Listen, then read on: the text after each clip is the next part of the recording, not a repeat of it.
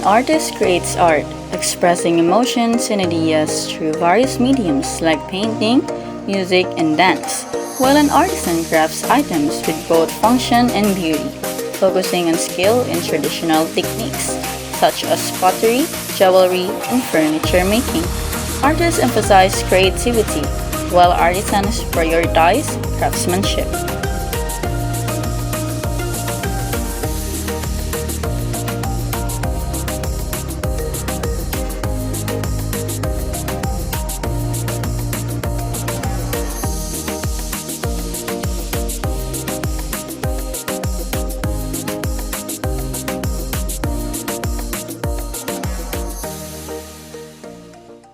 Ngayong buntag kanyang tanan niya sa Miss Oriental na kami karon diri sa lugar ni Madam Brenda o para mag-interview kaniya.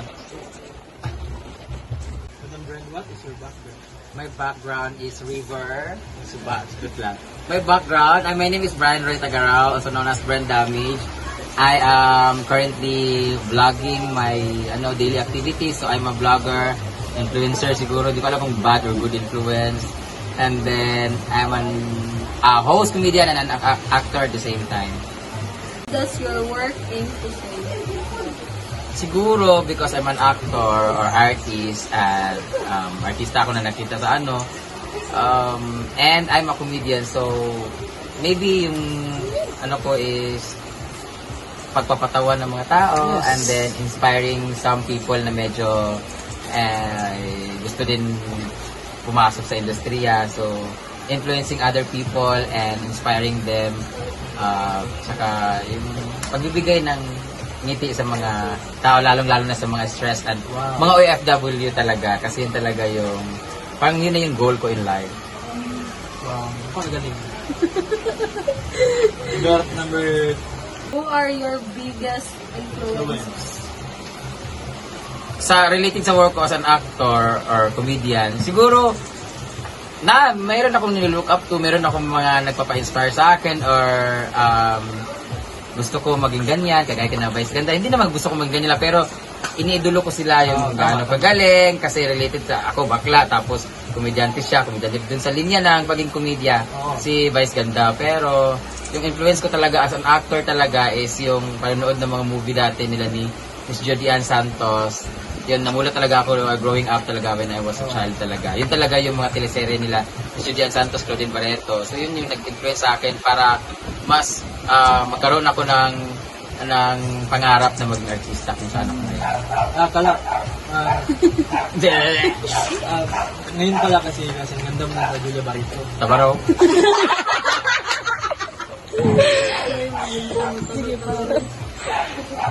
How have you developed your career?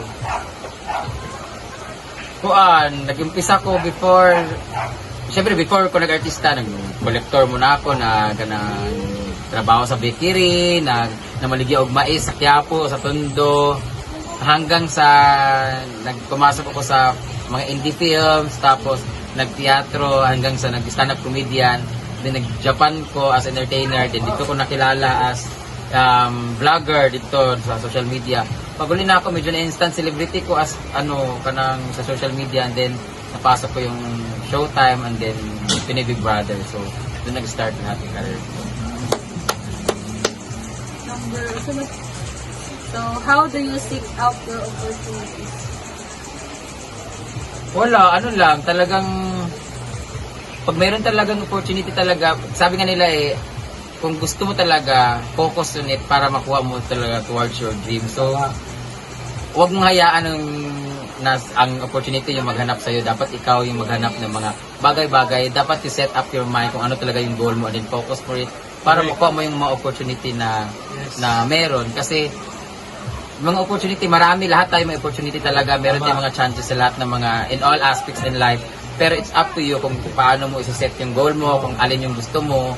Dapat focus ka dun para makuha mo yung mga opportunity na gusto. Tama, napakagaling. So, last, which current art movements are you following? Social media, kasi dito ako related sa sa pagiging yung mga trends ngayon sa social media like TikTok. Pero siguro kaibahan lang sa akin kasi hindi ako gumagawa ng mga content like scripted or yung mga bagay na kung anong nag-trend ngayon. May iba na ginagawa ko kasi yun yung patok, pero nasa linya ako ng more on personal life ko yung ginagawa ko kagaya ng iba, pero hindi ako yung tipong may ginagawang mga basta yung script na ganyan kasi hindi ko kaya kasi hindi ko alam kung paano, tsaka nahiya ako pag mga ganyan scripted na ganyan. Depende kung movie ang gagawin, yung may director talaga gagawin ko, mag-script ako, pero yung kami lang mga vlogger, wala, ano lang, puro lahat ka ng kung ano lang yung darating, go with the flow lang ako, saka wala, yun lang talaga yung ginagawa ko. So alam niyo na guys, yun lang ang aming question kay Ma'am Brenda. At si Ma'am Brenda ngayon ay sikat na at pero napaka-humble pa rin. Bubog na ka. Napaka-humble pa rin at sa personal napakaganda. Para mo, alam niyo ba si Jennifer Lopez? Ayan. Dito na, bumisito na kami sa lugar ni Ma'am Brenda dito sa saan? Sa Mesa Oriental, Purok 2. Purok 2. Farm. Pinaguan Farm. Thank So, you. Ma'am Brenda, thank you. Thank you, bro. Thank you.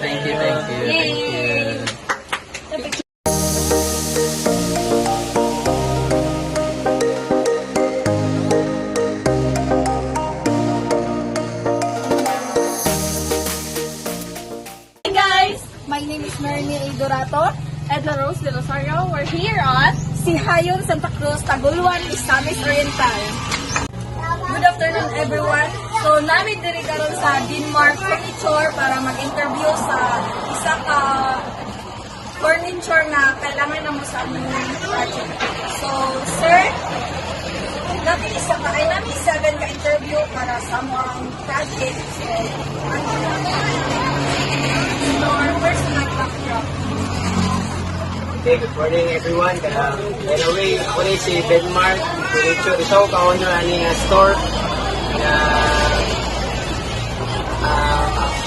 nari ko tulo ka bata, isa ka laki, duha ka babae. Ito ka estudyante sa DCC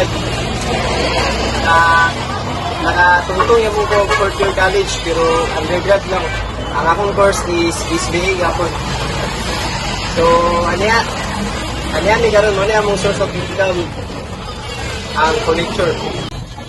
Okay, ito kaya, what does your work aim? My aim in this work is to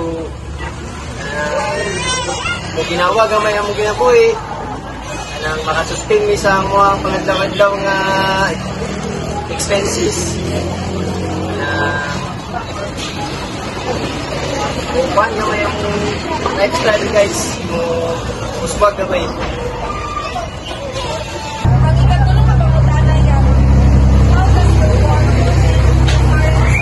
political issues?